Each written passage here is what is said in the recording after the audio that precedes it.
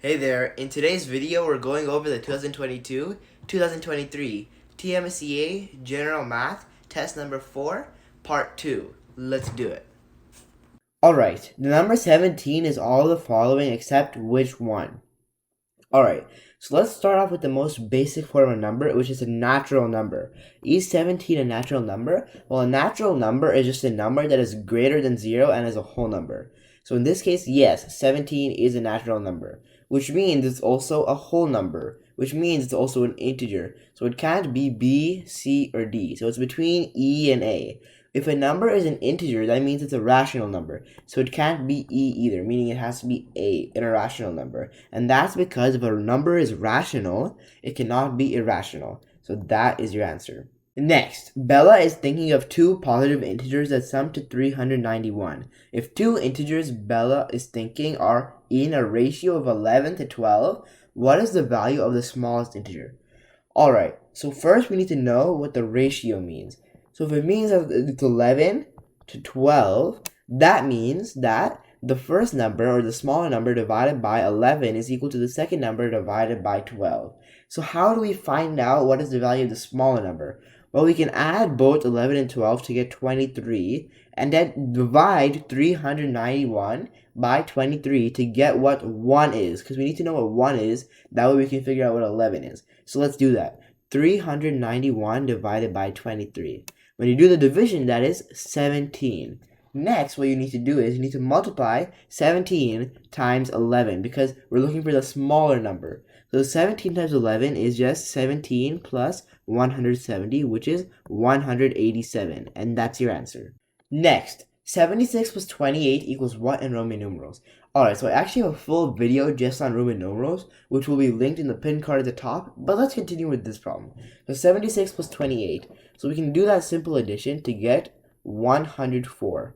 Now we need to turn this into Roman numerals. So the different Roman numerals are I for 1, V is 5, X is 10, L is 50, C is 100, D is 500, and M is 1000. However, for this problem, we just need to know I, V, X, L, C. Alright, there's one more rule about Roman numerals you need to know, and that is the 4 and 9 rule. So when you write a 4 and 9 in Roman numeral, instead of writing it as, for example, I, or VIII, you write it as 1 before the next number. So for example, 4 will be written as IV because it's 1 before 5. And 9 will be written as IX because it's 1 before 10. And this continues the same pattern when you go up in scale for like 40 and 90 and 400 and 900. So now we can use this information to solve our problem. So 104 is what in Roman numerals? We can break that down into 100 and 4. 100 is C in Roman numerals, and 4 is IV because it's 1 before 5. So now it just gets us CIV, and that's your answer. Next, 45 hectograms equals how many grams? Alright, so this is actually a very simple problem if you know the conversion chart. So a hectogram is just 100 grams. So 1 Hg is equal to 100 G. That means if you have 45 hectograms, you have 45 times 100 grams. 45 times 100 is just 4,500 or 4,500, and that's your answer. Next, if digits cannot repeat, what is the positive difference of the greatest 5-digit number and the least 5-digit number that can be formed using the digits 4, 7, 1, 8, and 3? Alright, so this might seem very tricky, but it's actually a very simple problem. So first, let's figure out how do we form the greatest 5-digit number. Well, to do that, we go in order from greatest to least in the value of the digits. So we have the digits 4, 7, 1, 8, and 3. So we start off with 8, because that's our greatest. Then we go to 7, because that's our second greatest. Then 4, then 3, then 1. This is the greatest 5-digit number that we can create. Now we need to do the exact opposite process to create the least 5-digit number. So we start off with the least number, which is 1, then 3, then 4, then 7, then 8.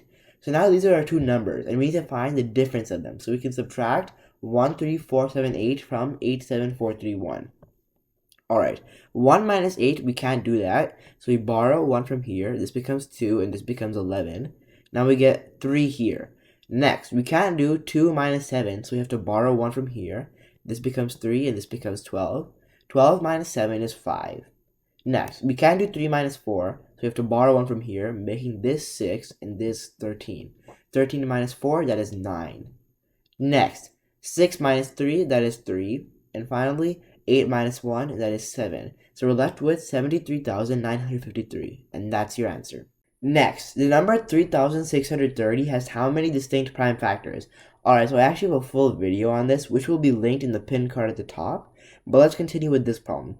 So we need to break down 3,630 into its prime numbers until there's no more numbers left that we can break down. A prime number is just a number that can only be divided by 1 in itself. For example, 31 can only be divided by 1 and 31, making it a prime number. So we need to break down 3,630 into only prime numbers. So let's do that. First, 3,630 can be divided into 6 and 605.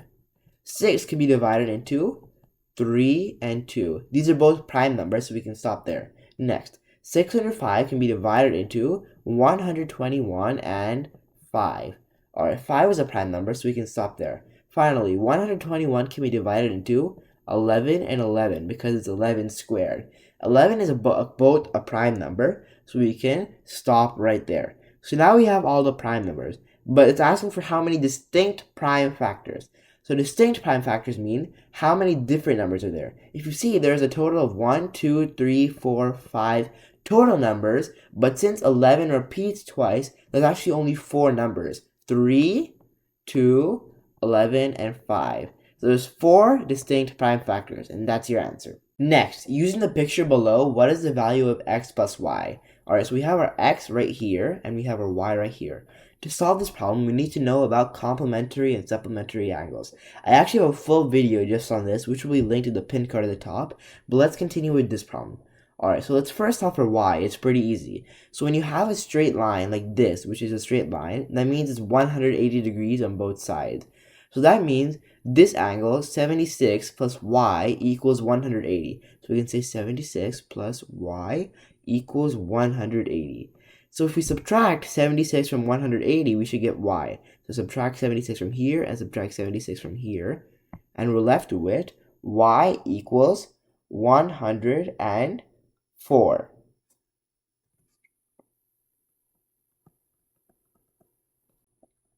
Alright, now what we need to do is we need to now find x. How do we do that? Well, we need to find the other angle in this triangle because we know that all angles in a triangle add up to 180. So we already have 76. We need to find what this angle is. So we can do that by doing the same trick we used over here. 131 plus whatever this mysterious angle is add up to 180. So all we have to do is 180 minus 131. That gets you 49. Alright, so now you have 49 here and you have 76 here. So that means 49 plus 76 plus x equals 180. 49 plus 76 is 125. So now you have 125 plus x equals 180. Now if you subtract 125 from both sides, you're left with x equals 55. So now we know what x is and we know what y is, so we can solve. So that's just 104 plus 55. That is 159. And that's your answer. Next, which integer is in the solution set of the inequality negative 6n is less than 42? Alright, so the easy way to solve this is just to divide out the negative number. So we can divide out the negative 6. However, when you divide an inequality by a negative number, you have to flip the direction of the sign. So now negative 6n divided by negative 6 just becomes n, and 42 divided by negative 6 becomes negative 7. And we flip the sign so it becomes n is greater than negative 7. Alright, now we just need to find which of these answer choices is greater than negative 7. First up, negative 7. Negative 7 is equal to it, so that means it's not greater. Next, negative 100, that is less. Next, negative 8, that is also less. Next, negative 10, that is also less. And finally, negative 2. Negative 2 is greater than negative 7, and that's your answer. Next, what is the product of the number of faces and edges of a pentagonal prism? Alright, so the very simple formula is just to take the number of sides. So the number of sides, let's say that's n. In a pentagonal prism, the pentagon is what we're looking at, so there's 5 sides. Now all you need to do to find the number of faces and edges is, the faces is just n plus 2, and the edges is just n times 3. Alright, so n plus 2 is equal to 7 because n is 5 and 5 plus 2 is 7. N times 3 is equal to 15 because n is 5 and 5 times 3 is 15. Now all we have to do is 7 times 15. That is 7 times 10 plus 7 times 5. 7 times 10 is 70 and 7 times 5 is 35. So we get 105 and that's your answer. Next, simplify 5 times n minus 3 plus 2 times 1 minus n minus 2 times n plus 2.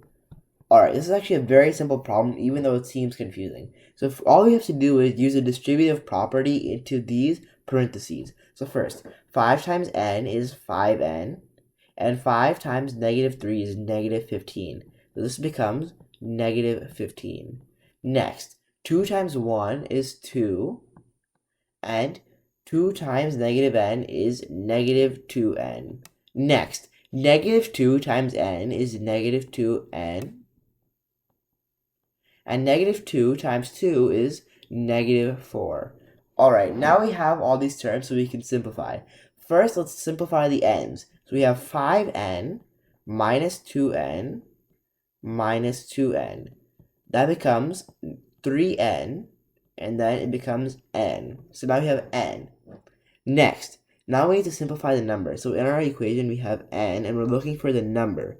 Alright, so negative 15 plus 2 minus 4. So negative 15 plus 2 is negative 13. Negative 13 minus 4 is negative 17. So we can put this into our equation to get n minus 17. And that's your answer. Alright, that's it. Thanks for watching. If you found this video helpful, please make sure to show your support. These videos take a lot of effort to make, and I would really appreciate it.